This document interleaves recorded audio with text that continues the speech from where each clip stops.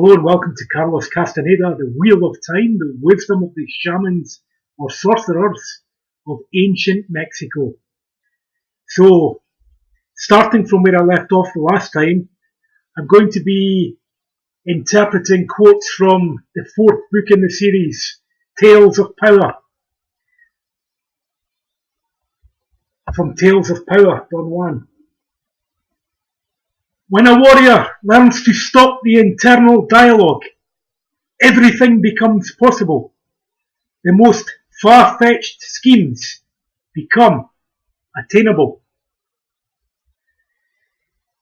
So, the crux of understanding supernormal abilities or supernatural powers or capacities inherent in a human being, the crux of the matter, getting to the heart of the matter, involves always the practice of internal silence, the stopping of the internal dialogue. So, how do you stop the internal dialogue to gain access to the sorcerer's world? You simply practice it. You stop talking to yourself. You stop the endless procession of thoughts, concepts, symbols and ideas,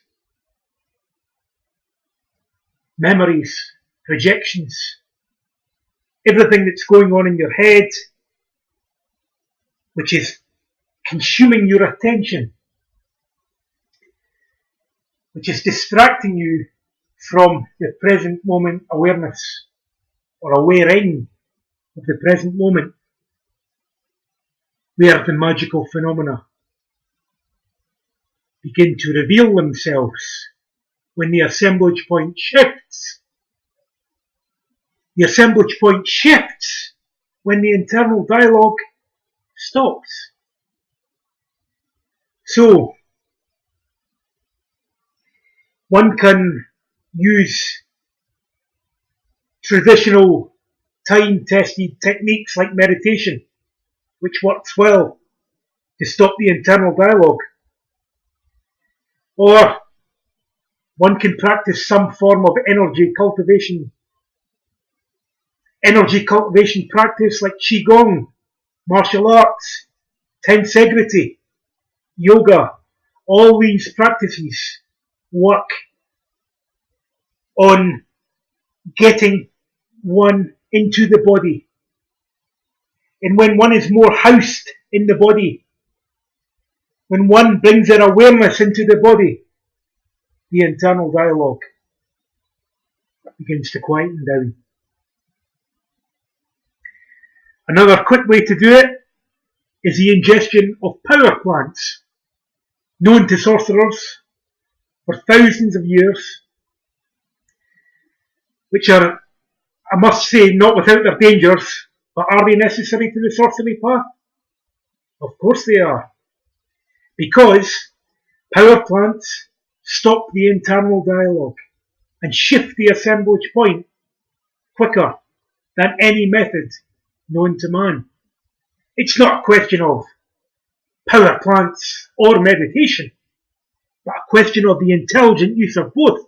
There's no point just meditating in a state of sobriety when you're just in repetition, because practice implies repetition, doesn't it? The repetition of routines, of thoughts, of practices, of techniques. But one has to get beyond technique, you see. One has to get beyond technique, because technique is all part of the tonal. We need to enter into the abstract, the spirit, the nagual, the mysterious side of man. Non-ordinary reality, a shamanic state of consciousness, also known as the sorcerer's understanding. So, the most far-fetched schemes become, the most unimaginable feats become attainable, the impossible becomes possible only in the nagual. Because everything that's in the realm of the possible exists within the tonal, because the tonal sets limitations. The tonal sets ideas of what can be achieved and what can't be achieved. The tonal limits us and restricts us and imprisons us in the world of concepts. Now, that word, it's important to have a strong tonal. One must have a very effective tonal, because a lot of people tend to get lost in the Nagual or lost in the tonal, and both are incomplete. It's not that one is right and one is wrong. You see, it's not a matter of morality, but impeccability. You see, how you balance the tonal and the Nagual, ordinary and non-ordinary reality. How effective are you? How practical are you in the tonal? How much of a sophisticated understanding do you have of the conceptual world? How do you describe reality? What concepts, what language do you use? The syntax, how do you deliver your conceptual understanding of the universe? And those things that can't be so easily communicated in words, like the spirit, the abstract, non-ordinary reality, well, we have to find a language to describe them. A new and original language, not simply relying upon concepts, even in the Castaneda books. Because the world of the Toltecs, magical and mysterious though it is quite primitive. We have to account for the tonal of the times. We have to excel in the tonal as well as the Nagual. Because properly speaking, power, energy, is manifest. Not in the Nagual, but in the tonal. Well, that was a rather long interpretation of that quote, but we'll move on to the next one now. Don Juan. A warrior takes his lot, whatever it may be, and accepts it in ultimate humbleness. He accepts in humbleness what he is, not as grounds for regret, but as a living challenge. So, we must take everything as a challenge. Life is a challenge. Every moment is an opportunity, a challenge on the battlefield of life. A warrior is someone who is permanently at war, not fighting the stupid wars of ordinary man, for territory, for land and titles, possessions, power, position, prestige. Not that. Not that. Rather, power over one's self. Vanquishing our internal adversaries. When an enemy backs down and accepts defeat, it becomes our ally. So, there's no point regretting what you are, whatever limitations you appear to have, at least in the tonal. There are always examples, rare though they are, of men and women who have defeated the odds to become geniuses, outstanding people, warriors of the spirit. And we must become one of those shining examples. What else is there to do, for Christ's sake? It's a living challenge. Be optimistic. The humbleness of a warrior is not the humbleness of a beggar. The warrior lowers his head to no one, but at the same time, he doesn't permit anyone to lower his head to him. The beggar, on the other hand, falls to his knees at the drop of a hat and scrapes the floor for anyone he deems to be higher, but at the same time, he demands that someone lower than him scrape the floor for him. So this is not the kind of pitiful humbleness we're talking about. That I'm not worth it. I don't have the talent. I don't have the looks. I don't have the skill. I don't love myself. I'm not worthy, they say, but of course you are. Everyone's worthy. Everyone is special in their own spiritual way. I don't mean special as in, like I'm more famous and more rich than you are, but someone who has rarity value in their authenticity, their originality, because it doesn't matter what you know, it's a matter of what you can contribute to the world, what knowledge you can bring to the people in service of the people, not yourself merely, see? So, one must live with passion, with intensity.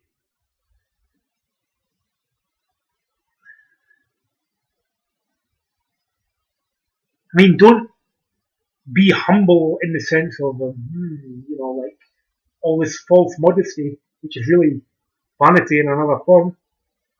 But, to get out there and, say your thing, be your own man and woman, be an outsider.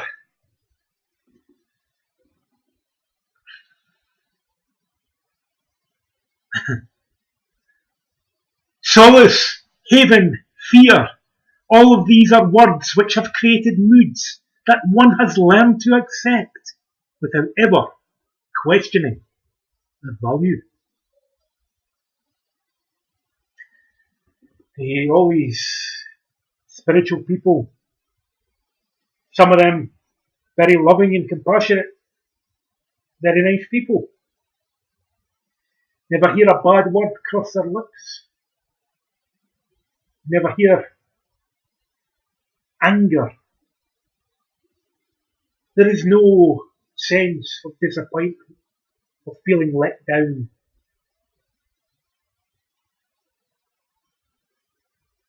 Being disappointed, of their life falling apart. It's all, thank you for the lesson. Thank you for the lesson. I mean, isn't there something a bit superficial about that? That we should not feel what we feel? Like we should not feel anger when anger arises, that it serves no purpose? Or fear serves it has no use, has no utility? I mean, have we ever questioned the value of negativity, of accepting? I mean, not just thanking someone because some guru or teacher or Facebook prophet told you, thank you for the lesson. Everybody's now, thank you for the lesson. Namaste. Thank you for the lesson. But how can we really thank someone? How can we know from the bottom of our hearts that we have learnt that lesson? I mean, merely saying it is not the same as feeling it and being it. See, it's we repress the shadow, fear, anger, guilt, shame, so on. We don't feel these things, well, we never learn from them. We relegate them to the shadow.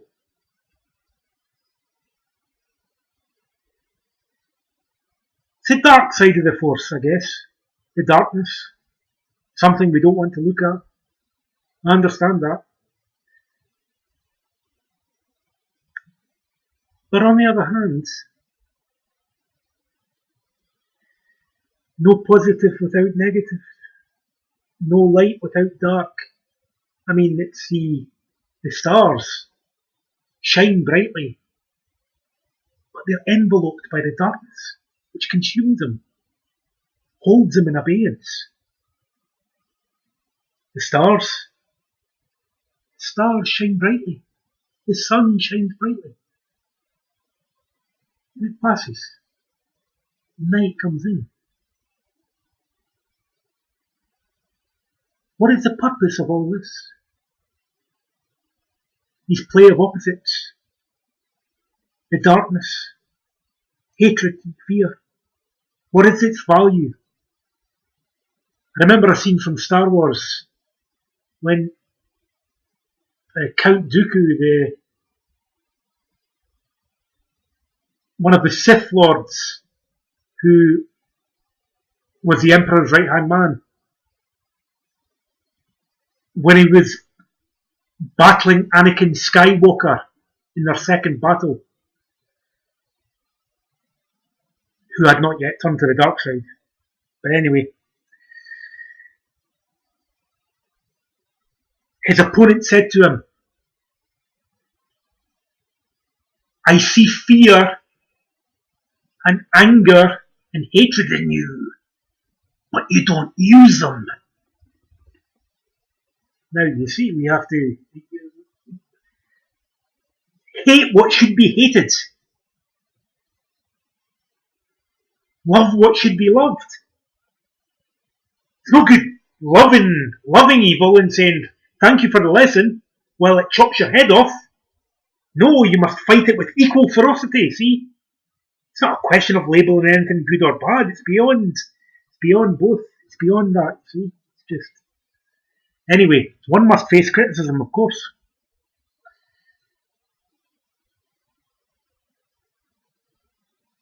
Our fellow men are black magicians, and whoever is with them is a black magician on the spot. Think for a moment. Can you deviate from the path that your fellow men have lined up for you? And if you remain with them, your thoughts and your actions are fixed forever in their terms. That is slavery. The warrior, on the other hand, is free from all that. Freedom is expensive, but the price is not impossible to pay. So fear your captors, your masters. Don't waste your time and your power fearing freedom.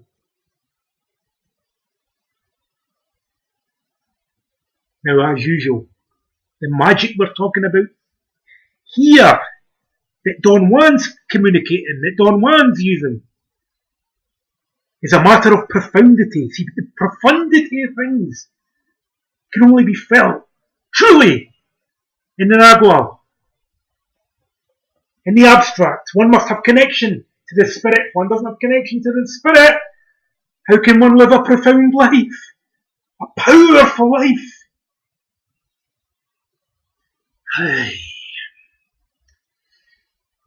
So, if you, for example, take the concept of red power, of power gods, and think from an intellectually superior stance, well, that thing is primitive. You know, we are scientific now. We are scientists, see? We've moved beyond all this magic and no such thing as supernatural powers and psychic abilities and telekinesis and so on and so forth. And so it's just, you go along that route and you end up, how these thinkers and philosophers end up, completely building castles to the mind because that's where they excel. You see, that's where they're protected. That's where they feel strong and high in their own ivory towers. The fact that Gurdjieff said that the fact that a man considers himself special proves he's quite ordinary. Being that everybody thinks of have a special gift in some way, a special talent, and not that that's a problem in itself, except that they identify with that one thing, you see, and it's an exclusion of pretty much everything else. And when those exclusions arise and everybody doesn't fit into my now internal framework of reality, then the perceptions of your perception's wrong. Simply, you're deluded. You're like misguided in some way. You see, but no. But this is all the work of the black magicians, what Don Juan would call the flyers. It doesn't really matter how you experience them in what dimension. Call them thought forms, intrusions, entities, flyers, whatever you want to call them. At the end of the day, because sorcery encompasses all of this, black magician is someone who has us on the spot, can see us, can limit us, define us, and then if somebody is doing that, we're held in their gaze, like we're not free in some way. And not to be free is the most terrible thing that can happen to a human being. Well, I should chalk it up at 21 minutes and 27 seconds. That sounds like a good number. See you next time.